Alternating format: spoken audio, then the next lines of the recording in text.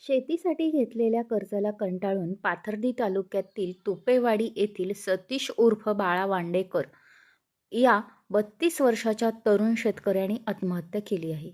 त्यांनी आत्महत्या करण्यापूर्वी एक हृदयद्रावक चिठ्ठी लिहिलेली आहे. त्यांनी चिठ्ठीत असं लिहिलं आहे की मी सतीश नामदेव वांडेकर, माझ्यावर खूप कर्ज झालं आहे, त्यामुळे मी आत्महत्या करत आहे. याला कोणीही जबाबदार नाही.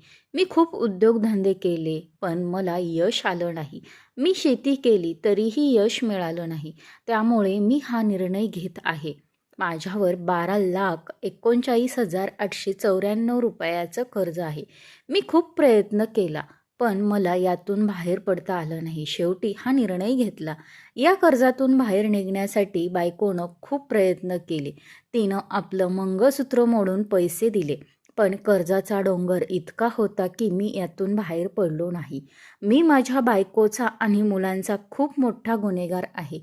मी त्यांच्यासाठी काहीच करू शकलो नाही.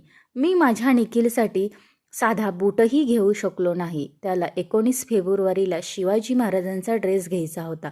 पण त्याने मॅडमला सांगितलं माझ्या वडिलांकडे पैसे नाहीत. एवढी दुर्दशा सहन करण्यापेक्षा मेलेलं बरं, म्हणून मी हा निर्णय घेतला आहे. रुपाली पत्नी, मला माफ कर. अनुष्का आणि निखिल, तुम्ही तुमच्या बापाला माफ करा. तुमचा बाप अपयशी ठरला. मुलांना जीव लावा.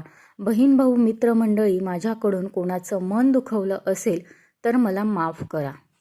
असा संदेश त्यांनी आपल्या सुसाईड नोटमध्ये लिहून ठेवलेला आहे. सतीश यांच्यावर खाजगी बँकेचे व खाजगी लोकांचे हात उसने पैसे घेतलेले होते.